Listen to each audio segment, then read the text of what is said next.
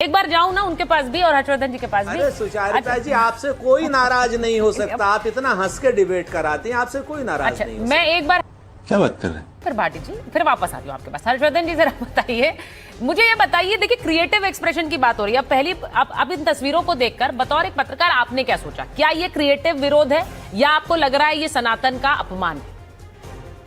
देखिए सुचरिता जी, हम लोग तो अवध के लोग हैं, तो हमारे तो राजा रामचंद्र हैं, तो हम लोग तो गोस्वामी तुलसीदास को मानने वाले लोग हैं।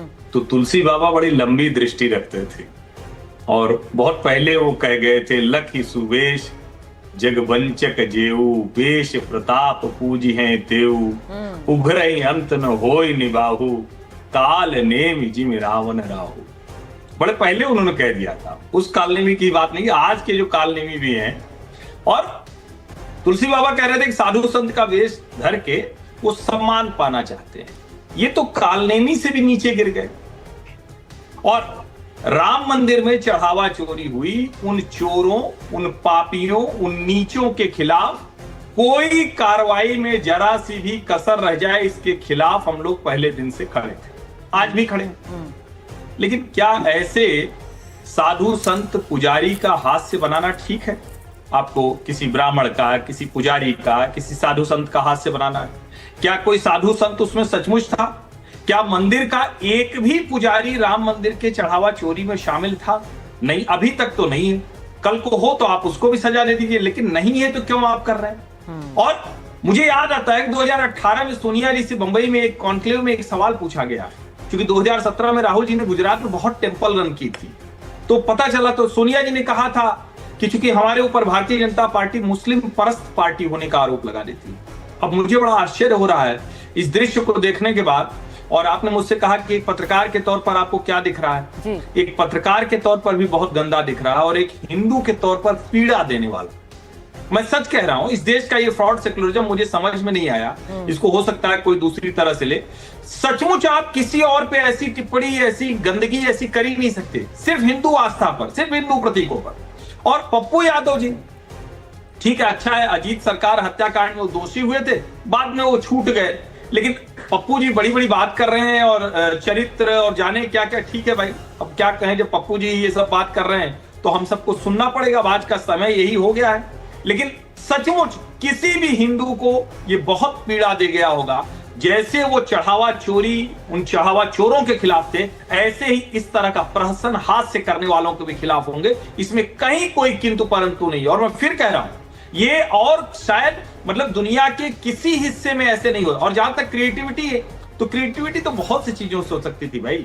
इस तरह से साधु संत का वेश धरना, इस तरह से दान पात्र रख के, चप्पल पहन के, जूता पहन के जाके दे देना। और सही आपने पूछा, राहुल जी नहीं चले गए, मतलब राम मंदिर नहीं जाएंगे, लेकिन राम मंदिर का हास्य बनाएंगे। तो हिंदू भी जरा सोचें कि पहला मौका मिलते ही ये क्या कर रहे हैं। अब शायद समाजवादी पार्टी को, वैसे तो उनके भी लोग खड़े थे टोपी लगाकर सब लोग, नहीं, अवधेश जी चंदा डाल रहे थे, धर्मेंद्र यादव चंदा डाल रहे थे, और फिर पप्पू यादव उसे अपनी जेब में डालकर भागने की, वहां पर जो एक्टिंग कर रहे थे कि भाग रहे हूं, मैं पैसा ले रहा हूं और भाग रहा हूं।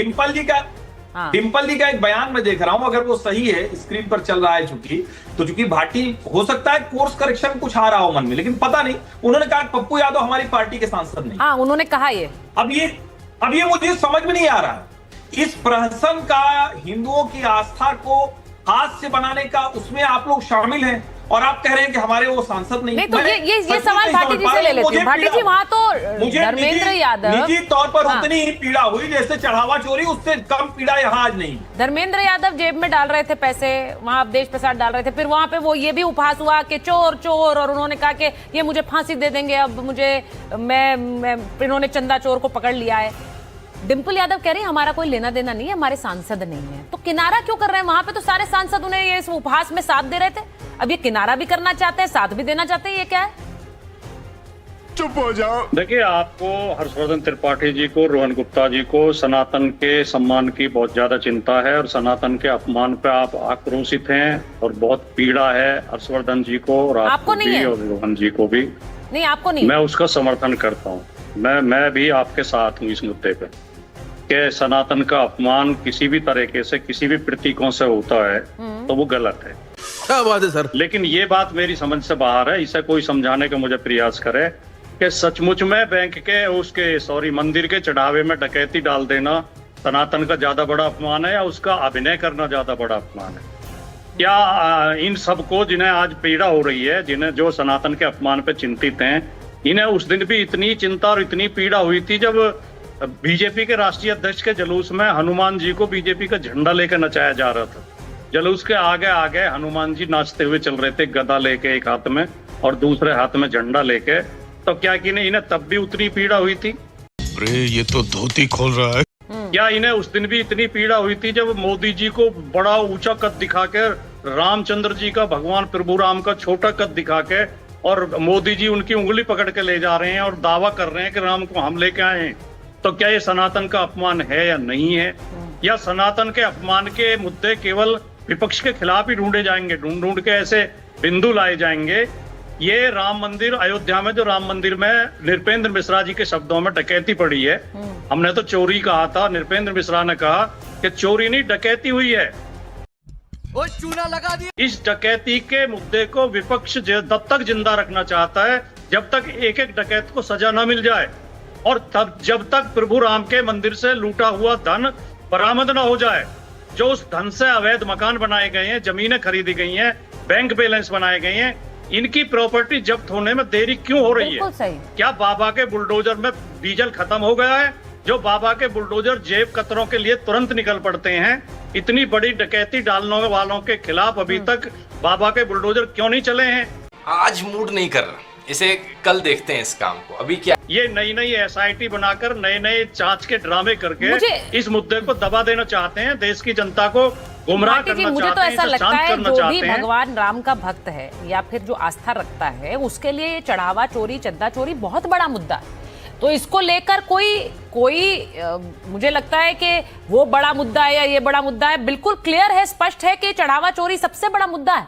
लेकिन इसी के साथ जो हर्षवर्धन जी ने सवाल पूछा कि उस लूट खसोट में क्या वहां के जो पुजारी हैं वो लूट रहे थे, आपने उसको भगवा पहना दिया, वहां पर पप्पू यादव जी ऐसे, मैं 2 दिन से 3 दिन से देख रही हूँ दान पेटियां लेकर घूम रहे हैं समाजवादी पार्टी के सांसद, वो तस्वीरें मैं दिखा भी रही हूँ, अपने शो में भी दिखा रही हूँ, बार बार NDTV पे भी चल रही हैं वो तस्वीरें। मेरा मतलब यह है, वो भी तो चल रहा था, किसी ने सवाल नहीं पूछा आपसे, लेकिन आज ये एक साधु बनकर वहां पर दिखाना कि साधु लूट रहे हैं, साधु ही लूट खसोट कर रहे हैं, वो जो पुजारी वहां काम कर रहे हैं, जो भगवान राम की आस्था में लगे हैं, उन पर नहीं है सवाल ये सीधे कि वही लूट रहे हैं बैठ के? नहीं, जिन्होंने भी लूटा है, हम इस मुद्दे को उस समय तक जिंदा रखना चाहते हैं। अगर सांसद संसद के अंदर, संसद के सामने ये सवाल उठा रहे हैं, तो वो कोई गुनाह नहीं कर रहे, ये मुद्दा बहुत महत्वपूर्ण है। लेकिन भारतीय जनता पार्टी की आदत क्या है, भारतीय जनता पार्टी और उनके इकोसिस्टम की, कि बच्चे पर्चा लीक के खिलाफ प्रदर्शन करते हैं तो उनके तो एक एक डायलॉग को इकट्ठा कर करके उनके खिलाफ मुकदमे दर्ज किए जाते हैं। इनकी सांसद उसमें उन्हें जनरेशन गटर बता देती है, इनके दूसरे सांसद उन्हें भेड़िए बता देते हैं, इनके तीसरे नेता उनपे गोली चलाने की बात कर रहे हैं, और इनके शिक्षा मंत्री जब इस्तीफा देते हैं तो उसमें भी देश के ऊपर एहसान जताते हैं कि मैंने जो देश विरोधी तत्व हैं उनको उनके साजिश से देश को बचाने के लिए इस्तीफा दिया। मैं आपके सवाल से आचार्य जी के पास जा रही हूँ एक बार।